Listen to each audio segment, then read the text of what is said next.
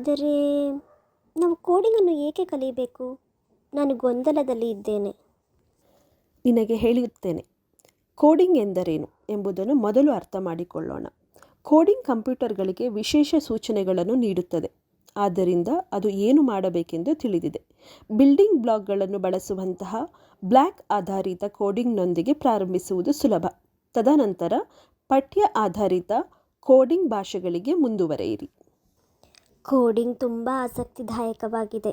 ನಾವು ಎಲ್ಲಿಂದ ಪ್ರಾರಂಭಿಸುತ್ತೇವೆ ಮತ್ತು ನಾನು ಏನು ಕಲಿಯುತ್ತೇನೆ? ಪ್ರಾರಂಭಿಸಲು ಬ್ಲಾಕ್ ಆಧಾರಿತ ಕೋಡಿಂಗ್ ಸರಳ ಮತ್ತು ಸುಲಭವಾಗಿದೆ. ಬಹಳಷ್ಟು ಅಕ್ಷರಗಳು ಮತ್ತು ಚಿಹ್ನೆಗಳನ್ನು ಟೈಪ್ ಮಾಡಲು ಬದಲು ನೀವು ಬ್ಲಾಕ್ಗಳನ್ನು ಬಳಸುತ್ತೀಯ ಮತ್ತು ಅವುಗಳನ್ನು ಕೋಡ್ಗೆ ಡ್ರ್ಯಾಗ್ ಮತ್ತು ಡ್ರಾಪ್ ಮಾಡಿ. ಇದು ಜಿಗ್ಸಾ ಪಜಲ್ ಅನ್ನು ಬಿಡಿಸುವಂತಿದೆ.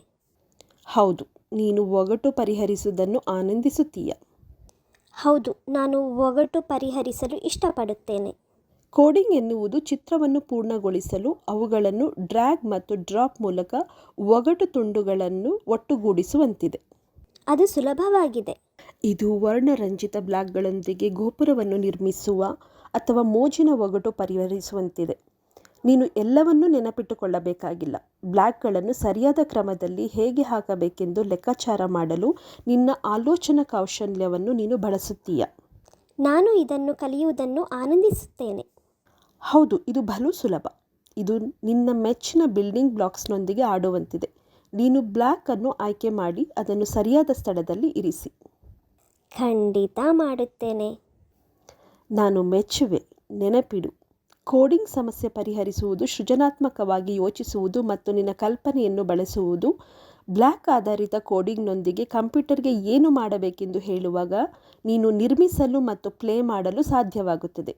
ಇದು ಡಿಜಿಟಲ್ ವಾಸ್ತುಶಿಲ್ಪಿ ಅಥವಾ ಒಗಟು ಪರಿಹರಿಸುವ ತಜ್ಞರಂತೆ. ಬ್ಲಾಕ್ ಆಧಾರಿತ ಕೋಡಿಂಗ್ ಅನ್ನು ನಾನು ಎಲ್ಲಿ ಕಲಿಯಬಹುದು?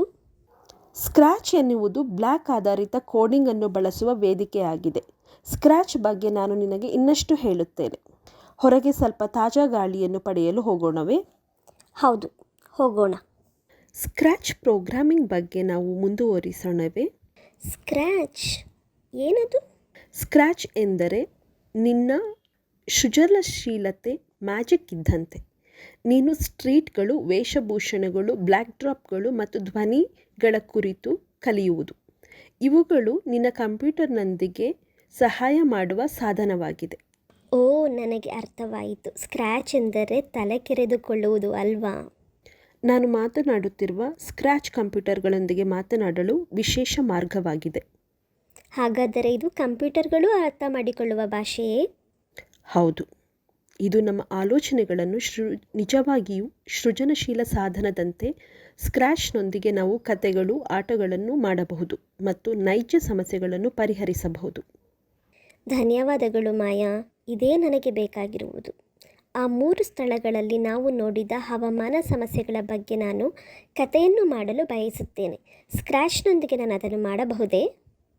ಸಂಪೂರ್ಣವಾಗಿ. ಸ್ಕ್ರ್ಯಾಚ್ನೊಂದಿಗೆ ನೀನು ಕಥೆಗಳು, ಆಟಗಳು, ಕಲೆ, ಒಗಟುಗಳು ಮತ್ತು ಇನ್ನೂ ಹೆಚ್ಚಿನದನ್ನು ರಚಿಸಬಹುದು.